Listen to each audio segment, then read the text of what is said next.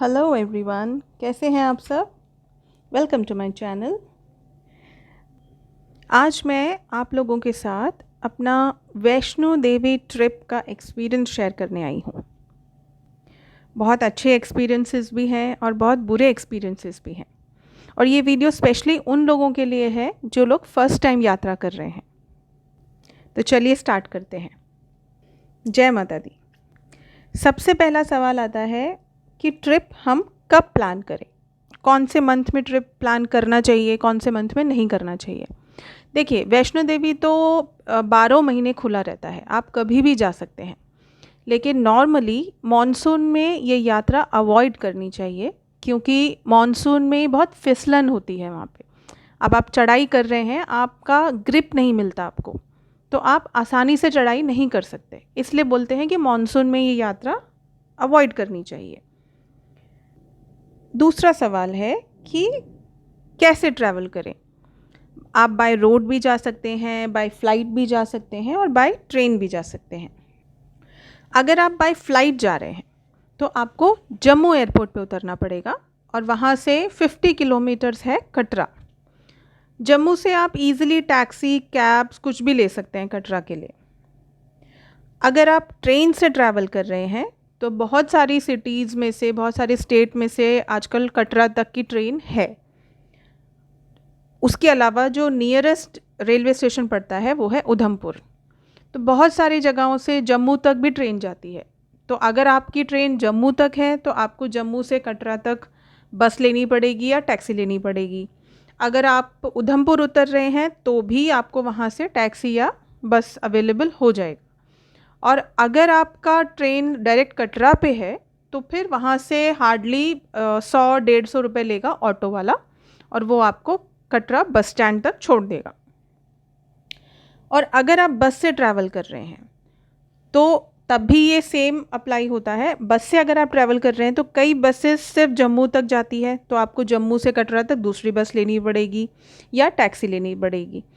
अगर आपकी बस सीधा कटरा बस स्टैंड पर जाती है तो फिर आपके लिए बहुत इजी रहेगा, क्योंकि आप ट्रेन से जाएं या आप फ्लाइट से जाएं, आपको पहुंचना कटरा बस स्टैंड पे ही पड़ेगा। तो अगर आपकी बस डायरेक्ट कटरा तक जाती है तो वेल एंड गुड। अब आता है सवाल कि आपको अपना ट्रैवल, अपना ट्रिप शुरू करने से पहले किन चीज़ों का ध्यान रखना है। देखिए, सबसे पहले तो अगर आप सर्दियों में जा रहे हैं तो गर्म कपड़े बहुत ज़्यादा रखिए। अगर आप नॉर्मल वेदर में जा रहे हैं तो भी आप एक शॉल या एक जैकेट कैरी कर लीजिए।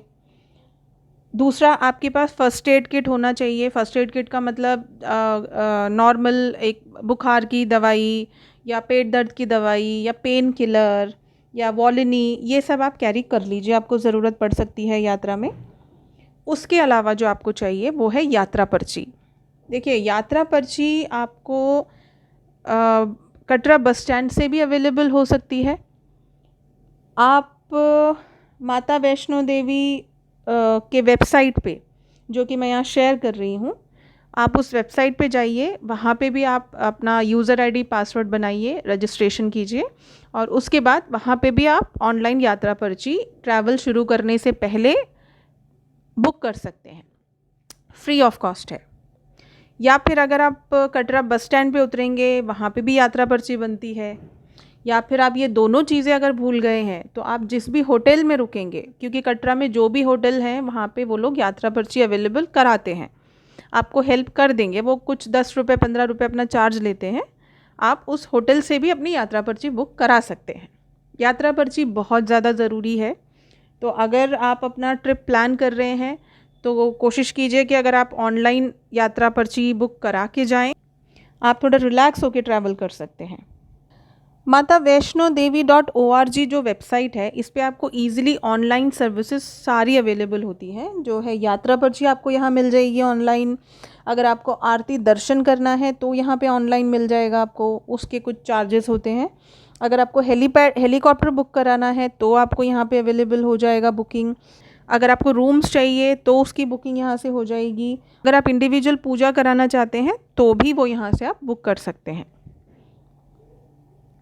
ये तो हुआ आपके यात्रा शुरू करने से पहले की चीज़ें। अब आपने अपनी यात्रा शुरू करी, आप बाय ट्रेन, बाय रोड या बाय बस जैसे भी गए, आप कटरा बस स्टैंड तक पहुंच गए। कटरा बस स्टैंड पे आपको बहुत सारे एजेंट्स आपको खुद ही आके अप्रोच करेंगे, खुद ही आपके पीछे पीछे आ जाएंगे कि रूम्स चाहिए, आपको रूम्स चाहिए, कितने लोग हो, कितने रूम्स चाहिए। नहीं तो आप मेक माई ट्रिप से भी बुक कर सकते हैं।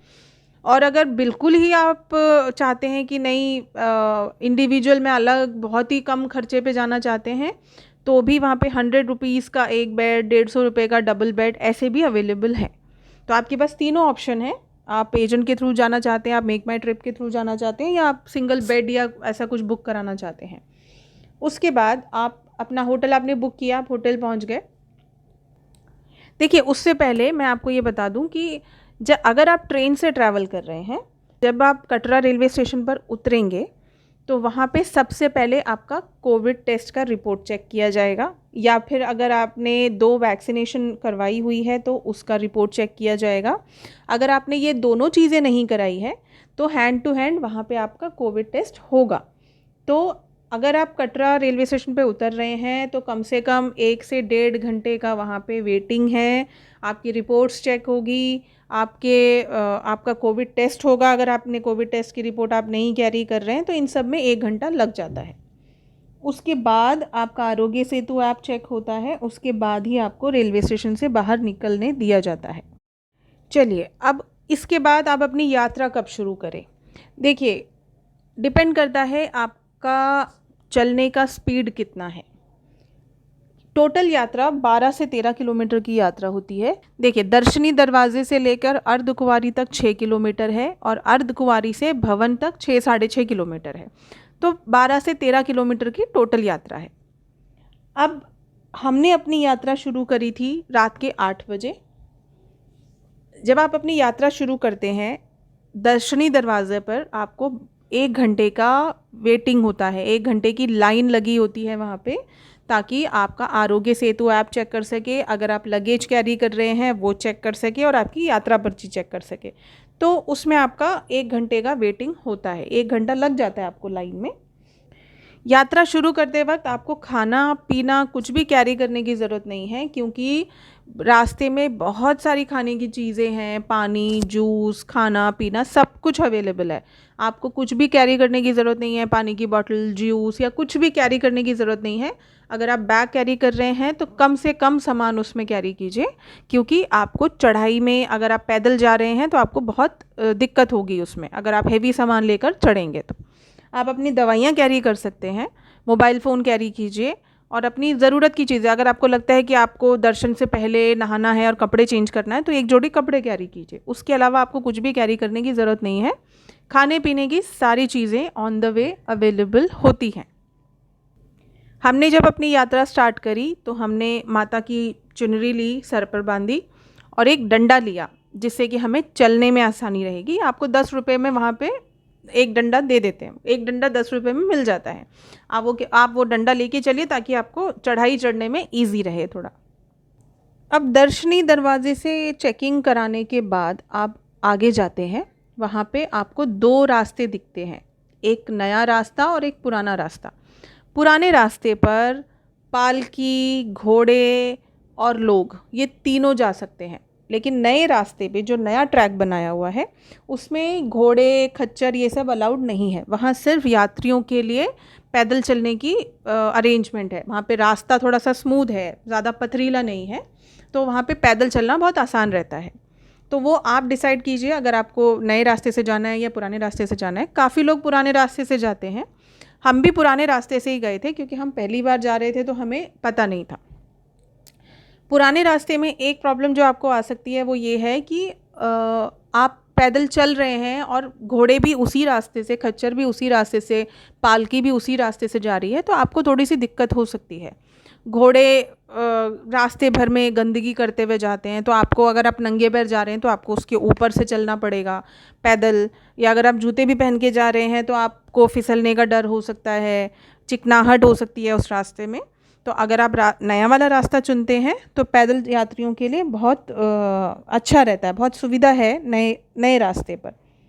दर्शनी दरवाजे के बाद जो पहला चीज़ पड़ता है वो है बाणगंगा। बहुत सारे लोग यहाँ पे नहाते हैं। ऐसा माना जाता है कि भैरवनाथ जब माँ वैष्णो देवी का पीछा कर रहा था तो माँ ने यहाँ पे रुक के बाणगंगा से में स्नान किया और अपने बालों को धोया। तो काफ़ी लोग यहाँ पे नहाते हैं, फ्रेश होते हैं, कई लोग कपड़े चेंज कर लेते हैं, कई लोग सिर्फ हाथ मुंह धो लेते हैं। तो ये आपकी मर्ज़ी है, आप बाणगंगा में रुकना चाहते हैं, हाथ जोड़ना चाहते हैं या नहाना चाहते हैं, वो आपकी मर्ज़ी है। बाणगंगा के बाद पड़ता है चरण पादुका। चरण पादुका की ये मान्यता है कि माता जब भैरवनाथ से भाग रही थी तो वो यहाँ रुककर उन्होंने पीछे पलट कर देखा था कि भैरवनाथ उनके पीछे है या नहीं। तो काफ़ी देर रुकने की वजह से माता के पैरों के निशान यहाँ पे हैं, उन्हें बोला जाता है चरण पादुका। चरण पादुका में ज़्यादा भीड़ नहीं होती, आप दर्शन करके आ सकते हैं ईज़िली। चरण पादुका के बाद आता है अर्धकुंवारी। देखिए अर्धकुंवारी में बहुत लंबी लाइन होती है। जब हम गए थे वहाँ पे 16-16 घंटे का वेटिंग था। तो हमें किसी ने बोला कि आप पर्ची ले लो, यहाँ से पर्ची लेनी पड़ती है अर्धकुंवारी दर्शन के लिए। आप पर्ची ले लो और अपनी यात्रा पूरी करके जब आप वापस आओगे तब तक आपका नंबर आ जाएगा, यानी कि 4-5 घंटे बाद ही आपका नंबर आ पाएगा। तो जब हमने पर्ची ली तो हमारा नंबर आया 635, 635 नंबर था हमारा। और 635 जो है वो ग्रुप होता है, ग्रुप का नंबर है, 1 ग्रुप, 2 ग्रुप, 3 ग्रुप, 100, ऐसे ये ग्रुप का नंबर है और एक ग्रुप में 50 लोग जा सकते हैं। तो हमारा 635 ग्रुप नंबर था और जब हम पर्ची ले रहे थे तो उस वक्त 440 ग्रुप नंबर चल रहा था। तो हम अपनी दर्शन के लिए आगे चले गए। अब अर्धकुंवारी में काफ़ी लोग, जो लोग अपना वक्त निकाल कर आए हैं, 4-5 दिन का वक्त निकाल कर आए हैं, वो लोग वहाँ से कंबल फ्री ऑफ कॉस्ट वहाँ मिलता है, बट उसके लिए भी 1 से 1.5 घंटे की लाइन होती है। आप कंबल लीजिए, अगर आप गर्म कपड़े लाए हैं तो लोग वहाँ पे नीचे ज़मीन पर बिछाकर सोते हैं, रेस्ट करते हैं, जब तक उनका नंबर नहीं आता तब तक वेट करते हैं। और कई लोग अपना नंबर लेकर, टोकन नंबर लेकर अपनी यात्रा कंटिन्यू करते हैं ताकि वापस आते वक्त उनका नंबर आ जाए। तो ये भी आपके ऊपर डिपेंड करता है कि आप क्या करना चाहते हैं और आपके पास कितना वक्त है, कितने दिन की छुट्टी लेकर आए हैं। नेक्स्ट जो डेस्टिनेशन आता है वो है हिमकोटी। हिमकोटी आता है अगर आप अर्धकुंवारी के दर्शन करने जा रहे हैं नए रास्ते से, तो हिमकोटी रास्ते में पड़ता है। और ये बहुत सुंदर सीनरीज होती हैं यहाँ पे। अगर आप दिन में अपनी यात्रा कर रहे हैं तो बहुत सुंदर पहाड़, बहुत सुंदर, अगर आप नेचर लवर हैं तो ये देखने लायक चीज़ है हिमकोटी। उसके बाद आता है सांझी छत। सांझी छत में हेलीपैड है, जो भी हेलीकॉप्टर से ट्रैवल कर रहे हैं वो सांझी छत तक हेलीकॉप्टर की सर्विस होती है। और सांझी छत से 2.5 किलोमीटर की आपको 2 या 2.5 किलोमीटर की यात्रा फिर भी आपको पैदल करनी पड़ती है। अगर आप हेलीकॉप्टर से भी ट्रैवल कर रहे हैं तो सांझी छत तक आपको हेलीकॉप्टर ड्रॉप करेगा, वहाँ से 2 किलोमीटर आपको या 2.5 किलोमीटर पैदल चलना पड़ता है भवन तक के लिए। तो उसके बाद ऑन द वे आपको खाने पीने की सारी चीज़ें आप अवेलेबल होती हैं, आप रुक रुक के ट्रैवल कीजिए। देखिए आपका स्पीड, आपकी चलने की स्पीड पर डिपेंड करता है कि आप कटरा नीचे दर्शनी दरवाजे से लेके भवन तक कितनी देर में पहुंचते हैं। अगर आप बहुत रुक रुक के चलते हैं तो आपको 6 से 7 घंटे लग सकते हैं। अगर आप तेज़ चलने वाले हैं इंसान हैं तो आपको 4 से 5 घंटे में, 4-5 घंटे में आप पहुँच सकते हैं भवन तक। अब भवन पर पहुंच के वहाँ पे लॉकर सर्विसेज अवेलेबल होती है। वहाँ पे आप जैसे पहुँचेंगे आपको दिख जाएगा कि लोग बैग्स लेके नीचे की तरफ उतर रहे हैं। आप अपना सामान लॉकर में रखिएगा। स्मार्ट वॉच अलाउड नहीं होता। जब आप एंटर करेंगे तो मेक श्योर कीजिए कि अगर आपने स्मार्ट वॉच पहन रखा है तो आप उसको उतार के अपने लगेज में डाल दीजिए जो आप लॉकर में रखेंगे, क्योंकि जब आगे चेकिंग होगी तो या तो वो आपसे उतरवा लेंगे या फिर वो आपको आगे नहीं जाने देंगे। तो स्मार्ट वॉच अगर आपने पहना है या कैमरे से रिलेटेड कोई भी चीज़ आपके पास है तो वो अपने लगेज में डाल दीजिएगा। अब आपने लॉकर में अपना सामान रख दिया। देखिए कई लोग लॉकर में सामान रखने से पहले नहाते हैं। अगर आपको लग रहा है कि आपको नहाने की ज़रूरत है, वहाँ पे वॉशरूम्स अवेलेबल हैं, थोड़ी सी भीड़ होती है वहाँ पे क्योंकि काफ़ी लोग होते हैं नहाने के लिए, आप वॉशरूम जा सकते हैं, नहा सकते हैं, कपड़े चेंज कर सकते हैं। उसके बाद आप अपना सामान लॉकर में रख दीजिए। जब आप एंट्री करेंगे तो आपका पहले 3 बार चेकिंग होती है वहाँ पे। उसके बाद जब आप भवन के अंदर पहुँचेंगे, भवन के अंदर पहुंचने के बाद जो मेन गुफ़ा है वो फ़िलहाल बंद है, क्योंकि वो मेन गुफ़ा सिर्फ दिसंबर और जनवरी के महीने में खुलती है, जबकि यात्री बहुत कम होते हैं। पर डे 10,000 से ऊपर यात्री नहीं होते हैं, उस वक्त ये मेन गुफ़ा खोली जाती है। तो आप वहाँ अंदर जाइए, आपको दर्शन, अगर तो भीड़ नहीं है तो आपको शायद 1 मिनट या 30 सेकंड खड़े होके प्रार्थना करने का वक्त मिल जाएगा। अगर तो भीड़ है तो वहाँ पे हार्डली 3 से 4 सेकंड 5 सेकंड में आपको आगे जाने के लिए बोल दिया जाएगा। तो आप वहाँ पे दर्शन करके आप वापस निकल के आइए, और नीचे आते वक्त आप अपना, अगर आप प्रसाद चढ़ाया है तो कूपन वहाँ जमा करेंगे और अपना प्रसाद लेंगे। और जिन्होंने प्रसाद नहीं चढ़ाया है उनको भी नॉर्मल 2 पाउचेस में प्रसाद, एक में मिश्री होती है और एक में चांदी का सिक्का होता है, वो तो आपको मिलेगा ही मिलेगा। तो ये तो रही यात्रा की बात। लेकिन जो मुझे थोड़ा सा खटका है, जो मुझे थोड़ा सा ठीक नहीं लगा, वो ये है कि ऑन द वे आपको बहुत सारी चीज़ें अवेलेबल है, खाने पीने से लेके फुट मसाज भी अवेलेबल है, कि जो लोग ट्रैवल करके यात्रा करके आ रहे हैं उनके पैरों में दर्द है तो वो मसाज करा सकते हैं। लेकिन सबसे ज़्यादा प्रॉब्लमेटिक जो चीज़ है वो ये है कि वॉशरूम बहुत सारे हैं ऑन द वे, बहुत सारे वॉशरूम्स हैं, लेकिन इतने गंदे हैं कि आप वो वॉशरूम्स यूज़ ही नहीं कर पाएंगे। ये सबसे बड़ा एक जो माइनस पॉइंट है इस यात्रा का, वो ये है, क्योंकि वॉशरूम इतने गंदे हैं कि आप यूज़ ही नहीं कर पाएंगे। और आप सोचिए 6-7 घंटे का ट्रैवल है, यात्रा है, आप 7 से 8 घंटे 9 घंटे की यात्रा है, तो आप बिना वॉशरूम जाए तो आप लोग नहीं, कोई नहीं रह सकता। तो ये सबसे एक जो माइनस पॉइंट है वो यही है कि वॉशरूम क्लीन नहीं है। और अगर आप नंगे पैर यात्रा कर रहे हैं फिर तो आप वॉशरूम यूज़ ही नहीं कर पाएंगे। तो हम जब यात्रा कर रहे थे, हमने एक चप्पल कैरी किया हुआ था, हमने नंगे पैर यात्रा की थी, लेकिन हमने अपने बैग में एक चप्पल कैरी किया हुआ था 2-3 पॉलीथीन से रैप करके, जो कि हम वॉशरूम के लिए यूज़ कर सके। क्योंकि वॉशरूम तो एक्सपेक्टेड था कि गंदे होंगे, मगर इतने गंदे होंगे ये एक्सपेक्ट नहीं किया था। फिर भी अगर आप नंगे पैर यात्रा कर रहे हैं तो अपने बैग में एक चप्पल ज़रूर कैरी कीजिएगा, जो कि चाहे उसको 3-4 पॉलीथीन में रैप करके कैरी कीजिए, क्योंकि वॉशरूम के लिए आप नंगे पैर तो बिल्कुल ही नहीं जा पाएंगे, क्योंकि इतने गंदे वॉशरूम्स हैं वहाँ पे। खाने पीने की चीज़ें अवेलेबल है, वॉशरूम्स क्लीन नहीं है। अब आपने भवन की यात्रा कर ली, माता के दर्शन कर लिए, उसके बाद आता है भैरव बाबा के दर्शन। भैरव बाबा की चढ़ाई थोड़ी सी टफ़ है, क्योंकि बिल्कुल सीधी चढ़ाई है। तो और अगर आप रात को ट्रैवल कर रहे हैं तो प्लीज़ भैरव की चढ़ाई शुरू करने से पहले अगर आपको कुछ खाना पीना है तो खा लीजिए। अगर आपको पानी की बॉटल कैरी करनी है तो 1-2 बॉटल कैरी कर लीजिए, क्योंकि भैरव की चढ़ाई में ऑन द वे कुछ भी अवेलेबल नहीं है, कोई खाने पीने का साधन अवेलेबल नहीं है भैरव की चढ़ाई में। तो अगर आप पानी लेकर नहीं जाएंगे, अब प्यास लगेगी तो आपके पास कोई वे नहीं है, कोई तरीका नहीं है पानी पीने का या कुछ खाने का, वॉशरूम जाने का कुछ भी अवेलेबल नहीं है भैरव की चढ़ाई में। तो अब भैरव की चढ़ाई थोड़ी सी सीधी है। जब आप भैरव बाबा के पास पहुंच जाएंगे तो वहाँ पे अवेलेबल है आपको पानी बॉटल, पानी की बॉटल, खाना पीना सब मिलेगा, लेकिन जो ऑन द वे जो चढ़ाई है उसमें आपको कुछ भी नहीं मिलेगा। थोड़ा सा अंधेरा भी है वहाँ पे, तो आप अपना, अगर आप टॉर्च वॉर्च कैरी करके रखा है आपने तो वो साथ लेकर जाइए, मोबाइल फ़ोन्स का लाइट जला के जाइए अगर आप रात को ट्रैवल कर रहे हैं। और भैरव बाबा के दरबार में, भैरव बाबा के मंदिर में जाने के लिए आपको लॉकर में अपना सामान रखने की ज़रूरत नहीं है। तो आपने अगर भवन से दर्शन करके निकल गए हैं तो आप अपना लॉकर से सामान निकालिए और भैरव बाबा के दर्शन के लिए चले जाइए। कोई ऐसा ज़रूरी नहीं है कि आप वहाँ पे ये सामान के साथ नहीं जा सकते, वहाँ पे ऐसा कोई रिस्ट्रिक्शन नहीं है। तो आपने वहाँ पे दर्शन किए, हाथ मुँह धोया और दर्शन किए। अब वापसी में आप पैदल भी उतर सकते हैं, वहाँ पे घोड़े भी अवेलेबल हैं, अगर आपको घोड़े से नीचे आना है। घोड़े की सर्विस देखिए 1200 या 1300 रुपये लेते हैं वो भैरव बाबा से नीचे कटरा तक के, और आपको लगता है 2 घंटे, 2 घंटे पहुँचने में लगते हैं। और अगर आपने अर्धकुंवारी की टिकट लिया हुआ है, टोकन लिया हुआ है, तो अर्धकुंवारी में वो लोग आपके लिए वेट कर सकते हैं।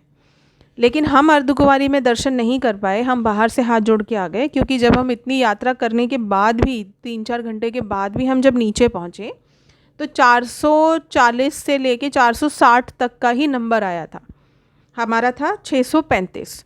तो हमारा नंबर तो आने वाले 15 से 18 घंटे में भी नहीं आने वाला था। तो हम बाहर से माता को हाथ जोड़ के हम लोग आ गए हैं। अब हम नीचे आ गए, दर्शनी दरवाजे तक हम वापस पैदल पहुंच गए।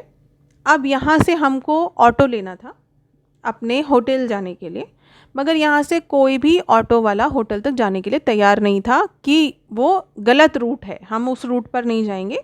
और हार्डली आधा किलोमीटर जाने के उन्होंने हमसे 200 रुपये लिए कि घूम के जाना पड़ेगा, ऐसे जाना पड़ेगा। और वहाँ पे ऑटो वालों की बहुत ज़्यादा मनमानी है। आप अगर पैदल जा सकते हैं तो बहुत अच्छी बात है, क्योंकि ऑटो वालों से आप अपनी यात्रा ख़त्म करके आए हैं, एक अच्छी चीज़ करके आए हैं, आप बहस नहीं करोगे, आप लड़ाई नहीं करोगे। लेकिन ऑटो वालों की अपनी मनमानी तो है वहाँ पे। अब आप अपना वापस होटल आ गए। अब एक मान्यता ये भी है कि आपको कंजक बिठानी ज़रूरी है यात्रा के बाद। तो अगर तो आप अपने घर आके कंजक बिठाते हैं और बिठा सकते हैं तो बहुत अच्छी बात है। लेकिन अगर आपको लगता है किसी रीज़न से कि आप घर पे कंजक नहीं बिठा सकते या नहीं बिठा पाएंगे, तो उसके लिए मैं बता देती हूँ। आप कटरा बस स्टैंड पे जाइए, वहाँ पे शेड लगे हुए हैं, ऊपर ऐसे टीन की छत लगी हुई है जहाँ पे लोग वेट करते हैं। अब जब बस का वेट करते हैं या बस में टाइम है बस स्टार्ट होने में, तो वो लोग वहाँ रुक कर वेट करते हैं। उसके जस्ट पीछे जितने भी होटल्स हैं वो सब भंडारा देते हैं, कंजक देते हैं। 25 रुपये का एक प्लेट देते हैं वो। आपकी मर्ज़ी है आपको कितने प्लेट या कितने पत्तल कंजक देनी है, कितने बच्चों को कंजक देनी है। मुझे 500 रुपये की कंजक करानी थी, तो मैंने 500 रुपये में 20 उन्होंने मुझे प्लेट दे दिए। उसमें प्रसाद होता है, पूड़ी होती है, हलवा होता है। और वहाँ शेड में बैठे हुए जो बच्चे होते हैं आप उनको खिला सकते हैं, दक्षिणा दे सकते हैं, कंजक खिला सकते हैं। तो जो लोग अपने घर में कंजक नहीं बिठा सकते वो लोग वहाँ कंजक बिठा कर जा सकते हैं, अपनी यात्रा पूरी कर सकते हैं। तो ये थी हमारी वैष्णो देवी यात्रा। अगर आपको कुछ भी कोई चीज़ ऐसी जो मैं नहीं बोल पाई या मेरे से छूट गई, अगर आप कुछ भी पूछना चाहते हैं तो मुझे कमेंट सेक्शन में पूछ सकते हैं। मैं जल्दी ही फिर मिलूँगी आपसे एक नई यात्रा के साथ, एक नई यात्रा वीडियो के साथ। तब तक खुश रहिए, दूसरों को खुश रखिए, अपने आसपास सफाई रखिए, दूसरों से प्यार कीजिए और इस यूनिवर्स से प्यार कीजिए। Thank you.